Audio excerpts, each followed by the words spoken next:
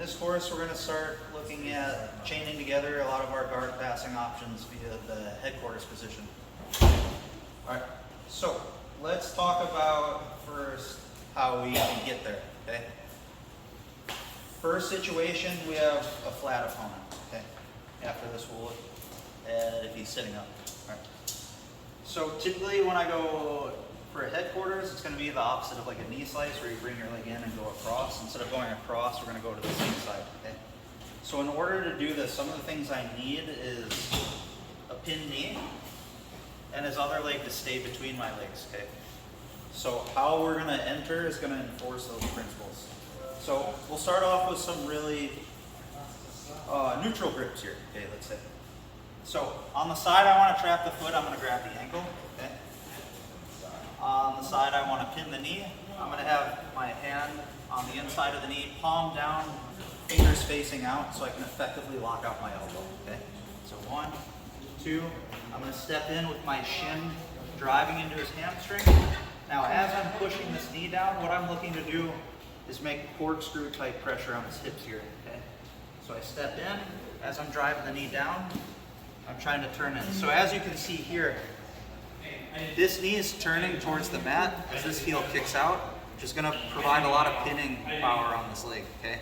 If I unwind that and go more here, Ramiro can do things like kick me forwards, and you're going to be really off balance, okay?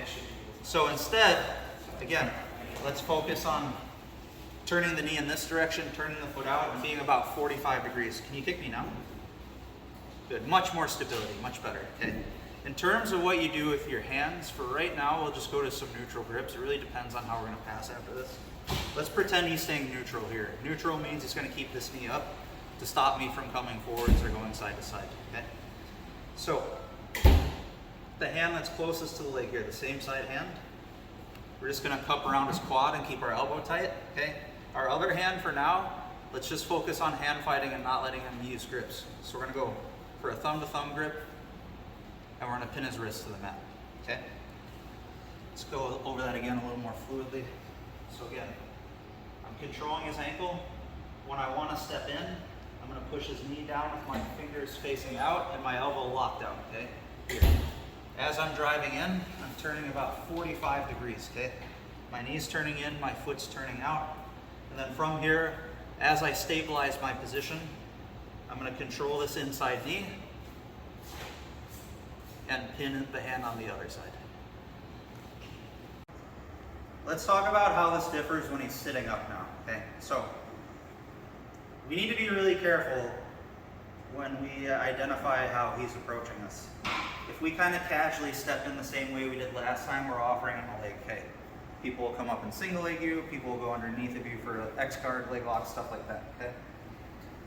So when I'm approaching him versus a seated guard, I'm going to make a very simple frame here, so it's harder for him to use his arms. I'm going to take both of my hands, and I'm going to frame on his shoulders here with stiff arms. So that if he lunges forwards with his arms or try to make grips with his arms, a lot of times he's going to have to pummel past this, okay? While he's focused on the upper body here, I'm going to step in, same as last time, begin to drive my knee, and as I'm driving my knee, I'm going to release that frame and go to the exact same setup here. Remember, we're turning this knee in, we're flaring this foot out, we're here and here. One detail that might have gotten overlooked on the last one is this outside leg, okay? If you need a little extra stability and pressure with this outside leg, it is going to be stretched like knee on belly, but you're also going to turn your knee in, okay? So it's going to be like kind of an awkward stance here when you finish. Here and then here, almost like you got to use the restroom, okay? One more time. So we're framing, so it's harder for him to enter into the legs, okay? If you guys have trouble stepping in, first make an outward step and then step in, and that'll make the angle much easier, about 45 degrees. Now I'm just going to continue to drive. As I drive, I'm going to make sure this leg's stabilized either to the ankle, or if it's already here, I'm just going to cover the knee, okay? Remember, I'm always rotating to put downward pressure into this hip to staple this leg the best I possibly can, okay? And to finish it off, if he's hand fighting, we can just finish with a simple thumb to thumb wrist pin here. Now that we have a few simple entries to headquarters, let's take a look at some of the ways we can pass this guard now, okay? So, again, we're stepping in, turning the knee, getting that corkscrew pressure about 45 degrees, covering the knee, pinning the hand, okay? Now, in the event that I feel this knee fold to his other knee, that's gonna be a very good opportunity to set up what we call a smash pass, okay? Folding pass, there's lots of different names for it. So let's pretend for a second that he's just keeping this knee a little bit strong, okay? It's hard to just simply push it down. Instead of like trying to muscle his leg here with my arm, something I can do is just rotate my upper body slightly as I guide this knee down.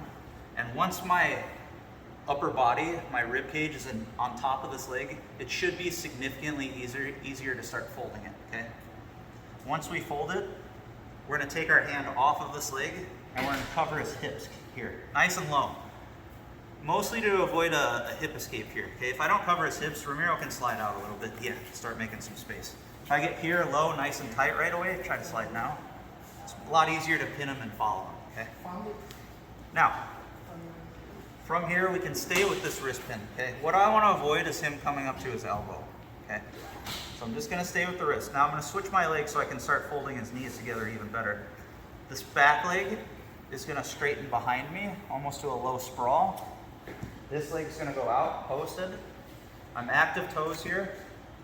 And I wanna have my hip almost slightly above his knee to enforce a fold here. Okay, if I stay up here, he can open his knee easy, go ahead. If I go down here, now I have better pressure on that top knee, okay? So we wanna be right here, okay? In the event that we lose the wrist grip and he does come up to his elbow, okay, we can focus on things like reaching through, grabbing his tricep, making some forward pressure here to fold him over, okay? Almost like a body lock pass.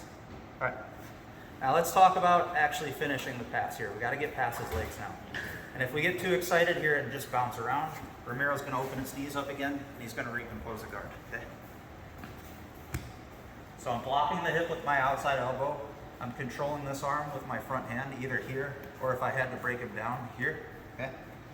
Now here's how we're gonna move our feet to safely pass. I'm gonna drive my head forwards as much as I need to. I'm gonna pummel the back leg over, okay? This is gonna maintain the progress of keeping his knees pinched together. Now I'm gonna take my outside leg, I'm gonna bring that knee in. Both of my feet are gonna windshield wipe together. And now we'll be on the side. We have tons of options here. If he turns away, I can take his back. If he goes flat, I'm gonna get side control, okay? There's many different options. All right, one more time. Okay, framing, outward step, stepping in, driving the knee through, getting good pressure. If he just drops his knee, you can skip the step of just pummeling here, okay? If he drops his knee, just move slightly and bring your upper body to this top leg to pin it, okay? Again, the next thing we're doing is we're releasing this leg with our hand and pinching his hip with our outside elbow, okay? This hand, we're gonna pin his wrist, okay? Back leg straight, this leg kicks out, okay? Just like that, like you're sprawling, okay, on a takedown. My top hip is pinching his knees together, okay? Again, if he comes up to his elbow, I'll focus on coming forwards, catching this tricep, and trying to fold him back down here, okay? Now from here, we're gonna pummel our legs to pass. I'm gonna drive my head forwards, pummel my leg over, knee to my own ankle, windshield wipe, and then we'll be in some form of a dominant position here, side control. If he starts to come up, go ahead, that way. And look to start taking his back. We have a ton of options here. One more time, a little faster.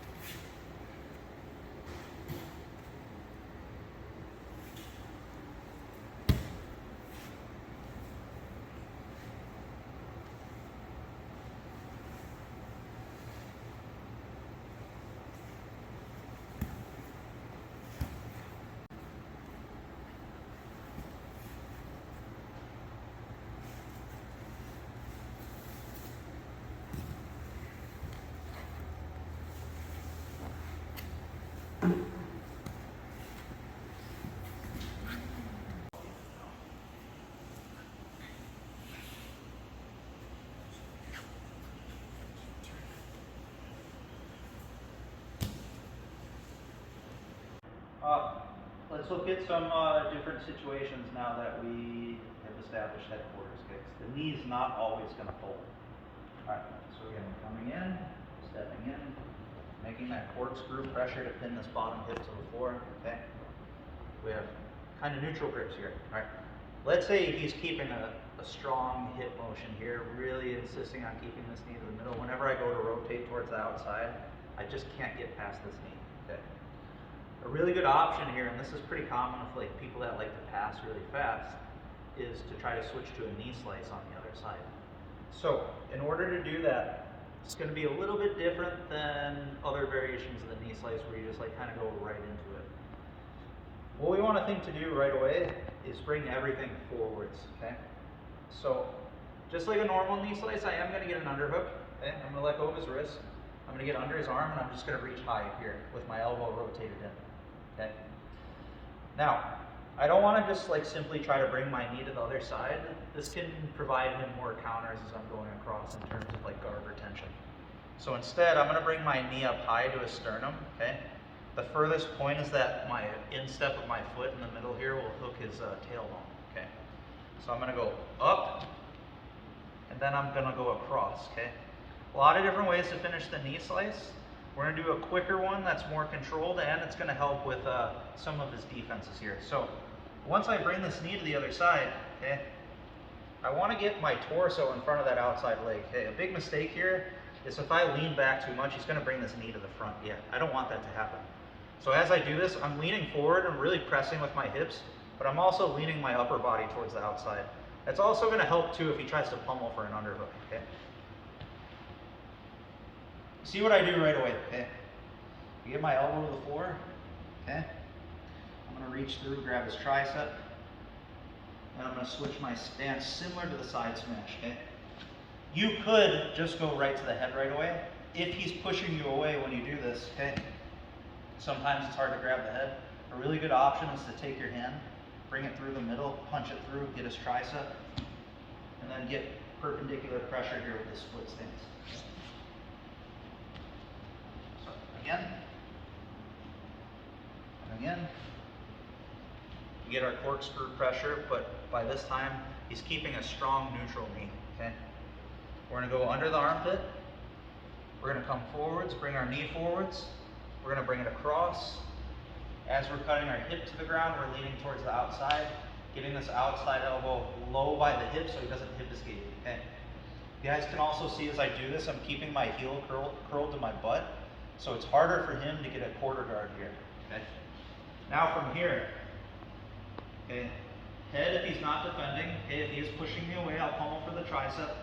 And to fully avoid the quarter guard and get a strong side control right away, what I'm going to do is step this leg up, stretch this leg back, and rotate my head towards his outside hip here. Okay? One more time, a little bit faster.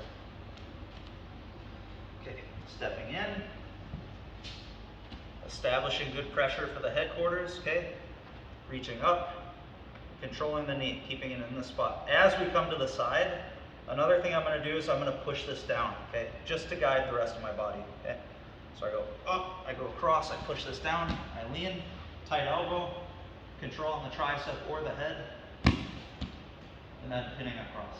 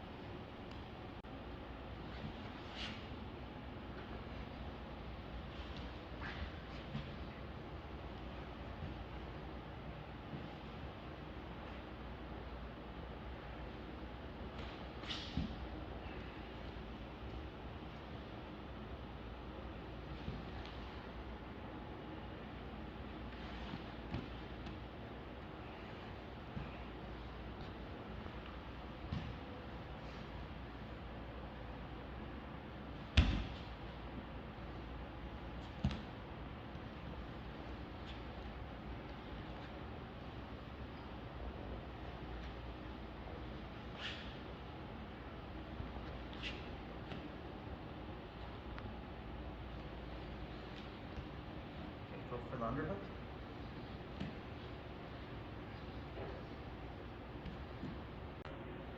All right.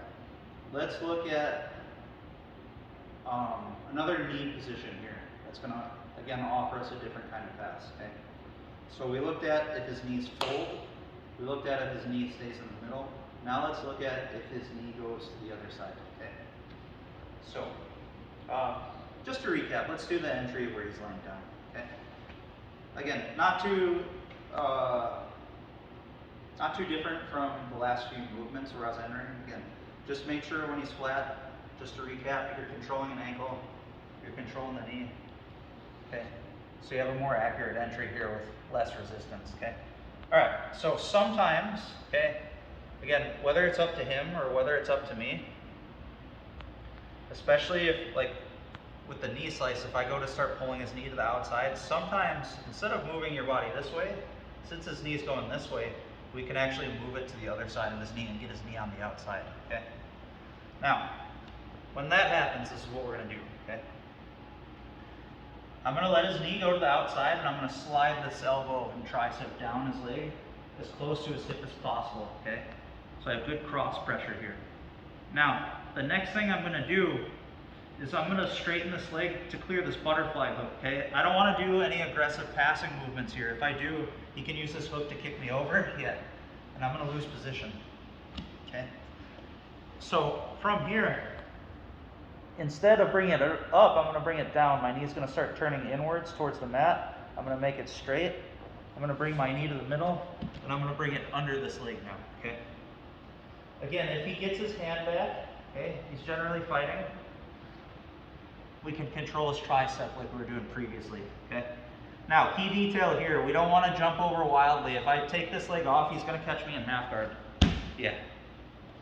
Okay. So we want to make sure to keep the shin across his leg as much as possible here. So to safely pass, this is what we can do. I'm going to take the outside ankle here, cross it over the ankle that's pinning. Okay. Now from here, all I'm going to do is extend my legs and cut my knee to the inside. Now once we get here, if I go directly to my knees, this is some of the hazards we're facing. Again, it's guard retention. So, even though getting a crossface and underhook going right to your knees is good, again, we need to respect the other person's defenses and skills. So, in order to account for that, okay, when I come over here, to kill the space of his knees coming back through here, I'm going to, again, go to that low sprawling stance. So the head side foot's going to step up as the bottom leg sprawls low. And now there should be less of a chance for this bottom knee to come through. Okay. And if we need to, we're more mobile here to switch to things like knee on belly, shin rides, stuff like that. Okay. Again. Don't really have a name for this pass. Okay. It's very similar to a body lock pass. I think some people call it a rugby pass. Okay. You know, maybe you can comment and leave a better name than that. I don't know. Okay. Doesn't matter. It's a good pass. All right. So we're here. Okay. I feel his knees start to go to the outside as I'm in headquarters. I slip to the front. Okay. This time I'm between the knees. It's not like the first one where I'm folding the knees. The knees going to the other side. I'm going to the other side. Okay.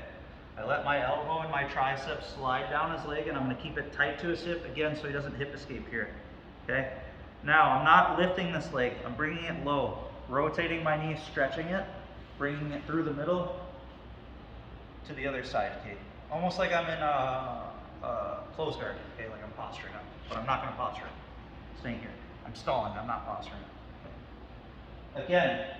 He will resist here. He'll try numerous different things such as framing, pushing me away, whatnot. When he does that, again, we can switch to different types of control. Okay. If the frame is strong here, another use for your head, aside from pinning him, is if he pushes really hard, I'm not going to drive in this direction. I'm going to drive away from that frame. Okay. Now it's not as strong. Again, I'm going to cross my ankles, extend my legs, sprawl step.